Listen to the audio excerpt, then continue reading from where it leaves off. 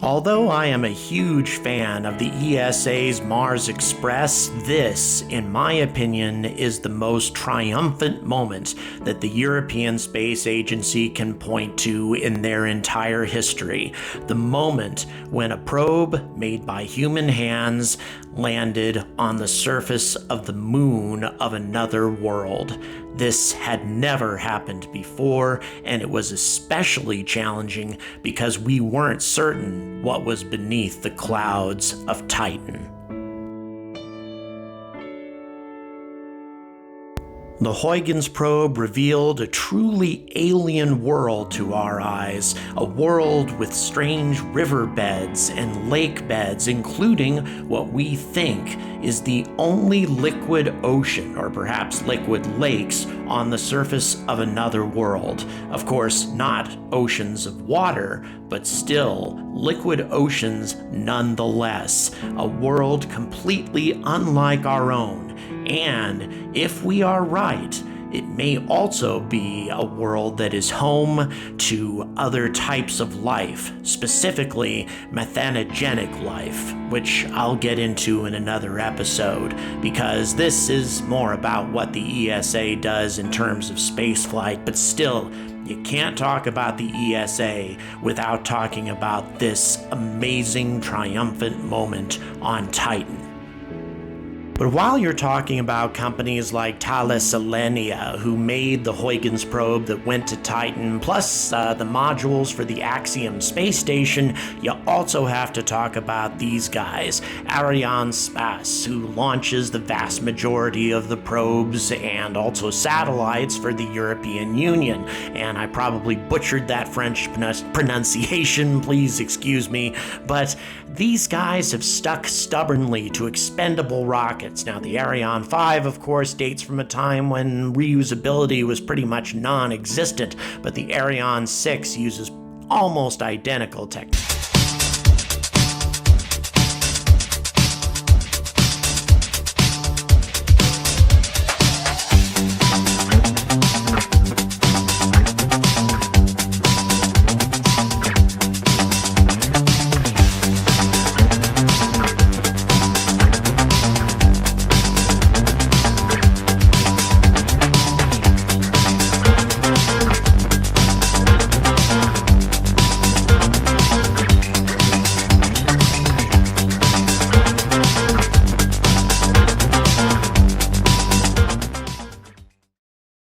Hello, and welcome to another episode of The Angry Astronaut. So, I'm slowly recovering from an illness, still kind of sick, but nevertheless doing my best to get content out. I'm hoping to get this video released as soon as possible and maintain my pace of a video every 3 days on top of my usual live streams, including a couple of launches coming up.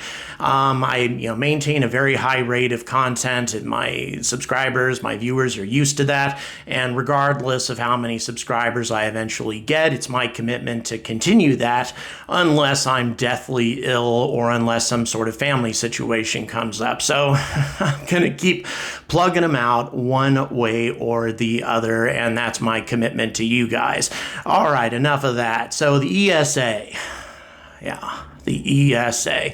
I've only talked about them in passing a few times, and they've accomplished some of my favorite things in space exploration. I think the biggest thing is the Mars Express.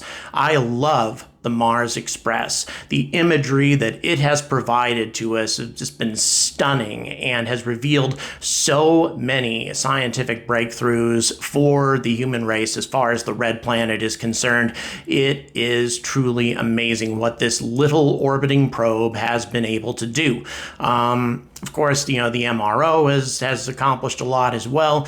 I just like the quality of the Mars Express photos. They're just beautiful. I don't know, something about it, but it is just one of many, many things that the ESA has done. For example, landing on the surface of Titan as well. That was an ESA accomplishment. So many, many things that the ESA has done, rather, and probably the biggest thing The biggest thing in the history of space science anyway is going to be the James Webb Space Telescope, which is going to be launched on an Ariane 5 as soon as it's ready. But anyway, it's important, of course, that we get this thing right. It has taken so many years and so many billions of dollars to develop this thing, and it, we definitely need to get it right. But why would they launch it on this particular rocket? Because this rocket does not have the same reliability rating. I mean, it's had over 70 launches since its last failure without any difficulties. It's been the early 2000s since it had a complete failure anyway. Why, risk this? Well, at the time when JWST was being developed, the Ariane 5 was actually the most powerful rocket on the planet available to anybody. The space shuttle having been retired, and so that really didn't happen. It would have been difficult for the space shuttle to have deployed that anyway, and there was nothing else really. So this was the rocket to carry JWST at the time, and sure, a lot of much more powerful rockets, well, the Falcon Heavy anyway, has come out since then, but Ariane 5 was what was contracted originally, and that's what it's going with. So this will be a critical moment in the history of spaceflight and space science.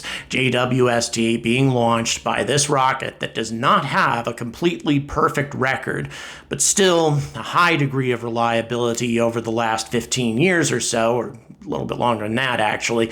So pretty safe, but I don't like pretty safe, but nevertheless, this is what they're going with. And it kind of goes in conjunction with, why do I feel this way? Well, aside from reliability, I'm not a big fan about how Ariane has done business.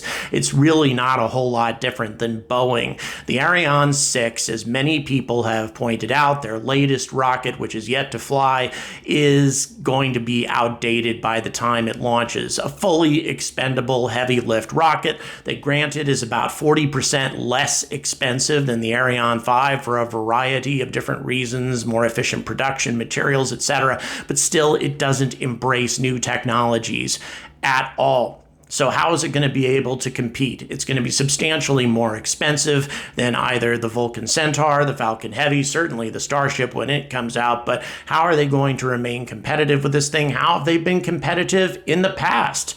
Well, 2 words: government subsidies. That's right. The European governments behind the ESA pay Ariane an additional amount of money for every launch so that they can offer a price that competes with SpaceX. Plain and simple. And a lot of people would regard this as cheating, of course, but it is typical, actually, of what European governments do in order to keep things competitive. For example, their high-speed rail systems, for the longest time, they weren't profitable at all and could only be provided to the public with government subsidies to make them affordable. And yet, I wouldn't trade European high-speed rail for anything, except maybe for Japanese high-speed rail, but it's top of the line. So government subsidies can result in some good things, but still, for Ariane to rely exclusively on government subsidies to keep going is just deplorable. But guess what? The ESA finally put the foot down and told them that you're not going to be getting support from us anymore until you start developing reusable technology. And Ariane responded, and they responded in a big way. It's going to take a while for this to come to fruition. They are very late into the game, but I'm going to tell you why. By the end of this decade, or a couple of years prior to the end of this decade, the ESA and ArianeSpace, as they are called in French, at least I think that's what they're called, they're going to be true competitors, able to go toe-to-toe with SpaceX. Check it out right now. And try not to strain your eyes too much here, but this is really the answer. It is going to provide jobs all over Europe. Switzerland for the payload fairing, Spain for the LV adapter, Germany for the thrust chamber, Germany also for the cryogenic tanks, Norway for the ESR gimbal attachments, Germany for the Vulcane aft bay cylinder. I could just go on and on. This is going to provide jobs all over continental Europe. Therefore, it's going to remain in production and get subsidized. And as you may notice, Great Britain is not on the list of job providers, so you may think that Brexit removes any of Britain's responsibilities to any of these subsidies. Well, that's not entirely true. Great Britain remains a member of the ESA and is participating in a great number of their programs. The more money that Britain puts into the ESA, the more money they can divert to subsidies for Ariane. So it may not be direct subsidies, but the British taxpayer is still getting screwed. But all is not lost. You see, the ESA has a clear pathway to lower cost and reusability that's already in progress. It starts off with the Frog, which is a very small demonstrator for reusability, kind of like the Grasshopper, followed by the Prometheus, which is a 3D printed engine that runs 10% of what the Vulcane engine on the Ariane 6 runs, followed by the Callisto, which is a much larger scale reusability demonstrator. And this is put out by the DLR, or the Deutsches Zentrum für Luft- und Raumfahrt, which literally means the German Center for Air and Space Travel. Now, the Callisto is just another demonstrator, and as you can see, it bears a striking similarity to the Falcon 9 booster. It is, of course, much smaller, only 15 meters tall, and just weighs 3.5 metric tons, and it has some aerodynamic control systems that are a little bit different than what the Falcon 9 has, albeit not tremendously. But at the same time, Blue Origin would argue that SpaceX stole reusability from them because they were the first ones to have the concept. So I don't really care as long as they're embracing reusability. Of course, this will be launched from their spaceport in French Guiana, where just about all ESA launches come from, although not all of them, as I'll talk about here in a little bit.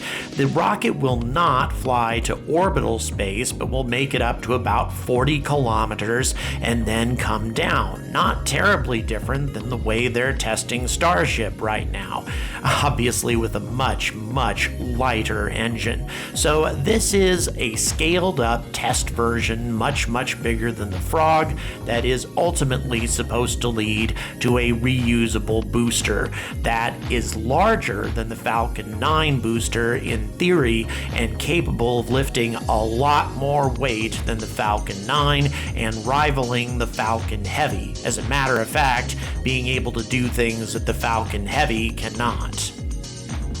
Now, another difference, as you may have noticed, is the fact that Callisto runs off of liquid hydrogen and liquid oxygen, which is not the fuel that the Falcon 9 uses or the Starship. However, Prometheus is going to run off of liquid methane and oxygen, very much like the Raptor.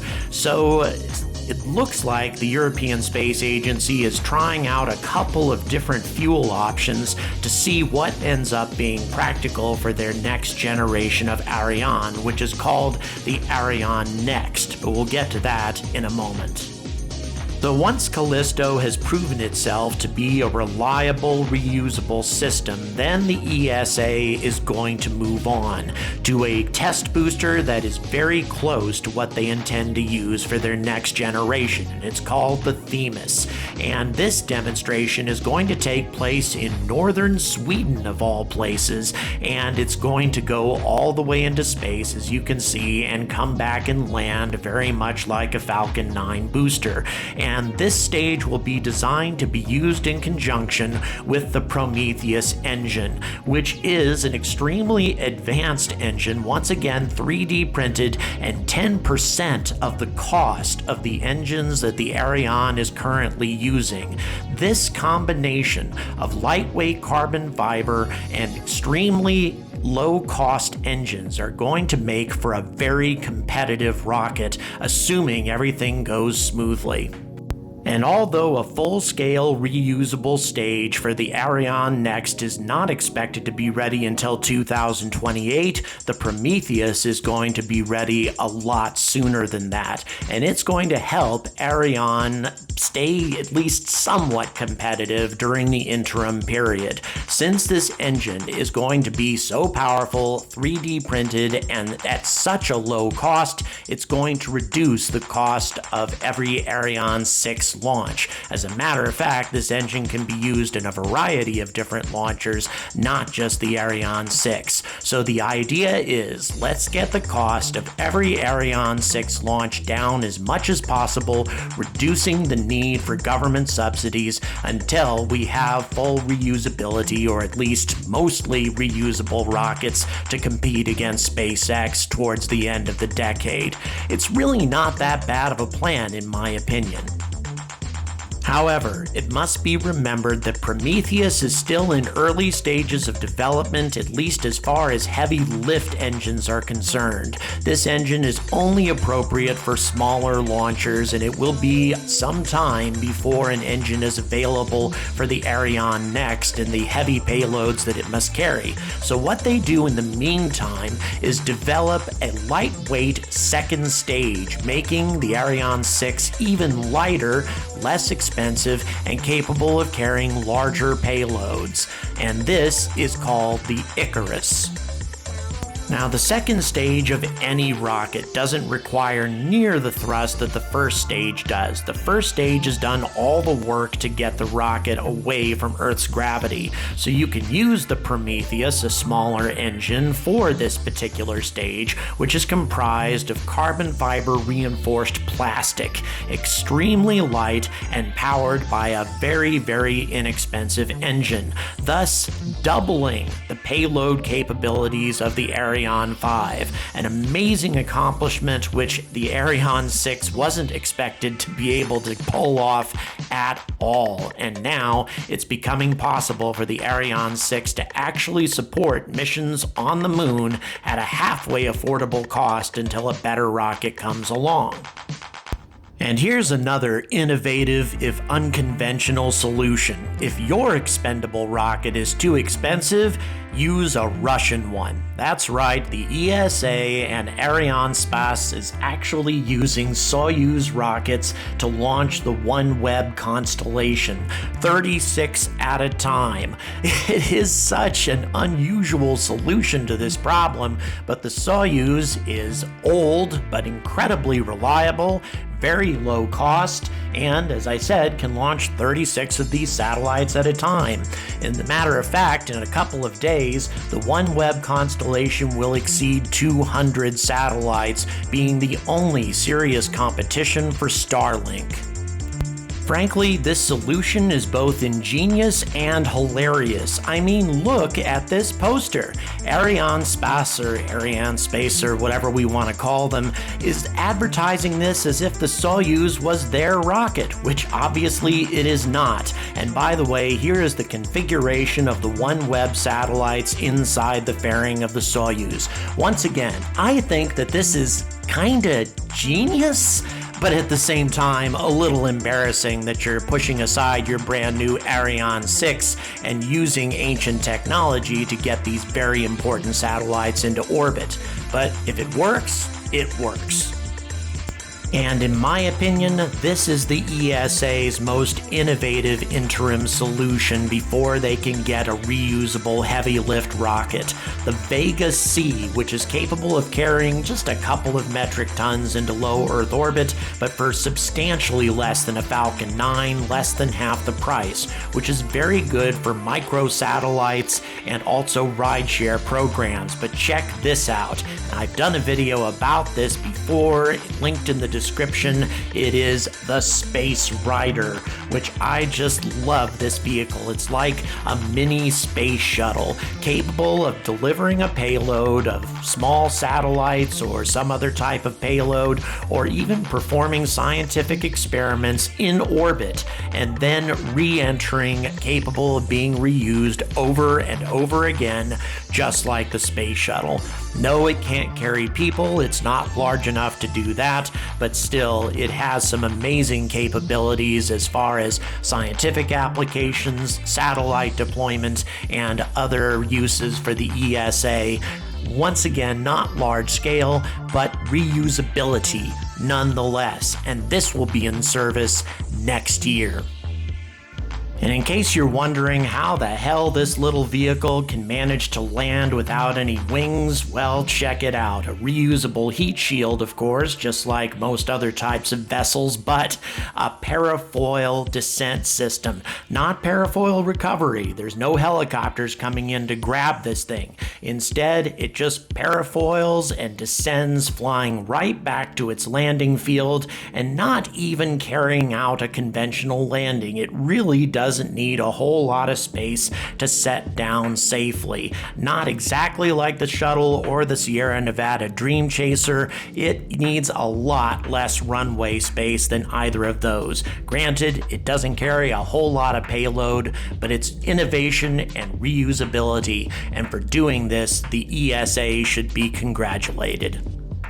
And here is the long-term goal, the Ariane Next, a fully reusable first stage powered by reusable 3D printed engines based on Prometheus and capable of carrying out very large missions with heavy payloads for as low as 35 million euros or just north of $40 million. That is an incredible cost for a heavy payload rocket, and it can have modifications made such as liquid rocket boosters or solid rocket boosters or a 3-core version. And the fairing size, 7 meters is what's planned, which is only 2 meters smaller than the Starship.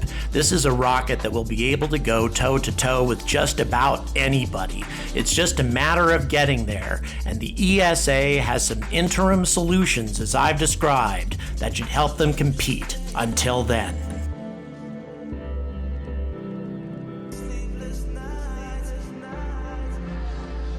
So, in the end, what is my final verdict? Well, the jury is still out. We'll put it that way. I find the way that ArianeSpace or ArianeSpace or whatever, however they should be pronounced, I find the way that they did business to be really underhanded in the past. Well, not necessarily underhanded, but to rely on European taxpayers in order to make themselves competitive, they should have known better. They should have been doing something about that from the start once they recognized the threat that SpaceX represented, kind of similar to the way ULA reacted. That's what they should have done.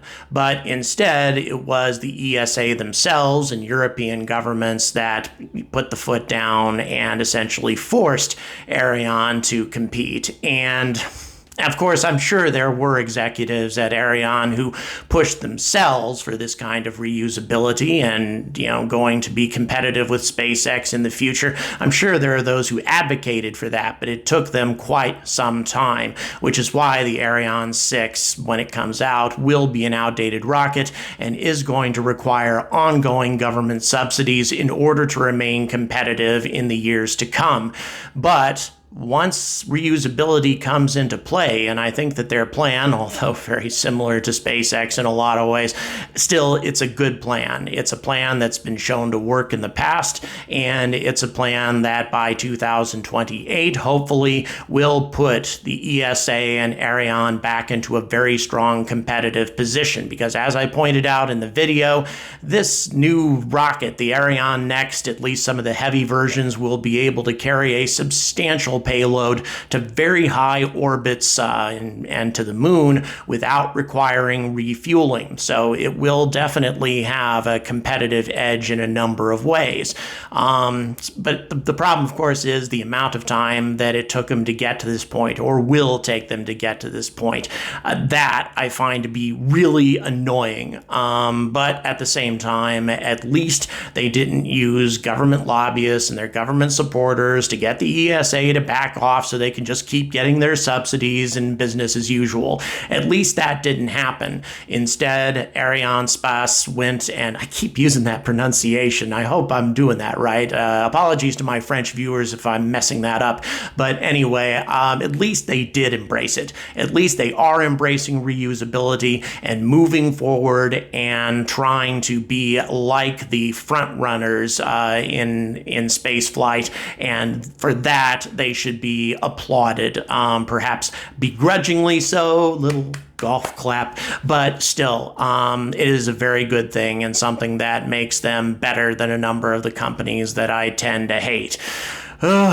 Well, in any event, we shall see how things develop. It's going to be a very interesting decade, to say the least. If you like what I talk about, if you like how I discuss subjects that perhaps other channels do not, and a little bit more bluntly than the way other people do, you know how to support me. It's all in the description. Lots of different methods to support my channel. So until the Ariane Next takes to the skies and demonstrates that the Europeans are also capable of getting the human race into the solar system for a price that can be afforded rather than this ridiculously expensive solution that they've offered in the past, until the ESA becomes truly competitive, I urge all of you to stay angry about space.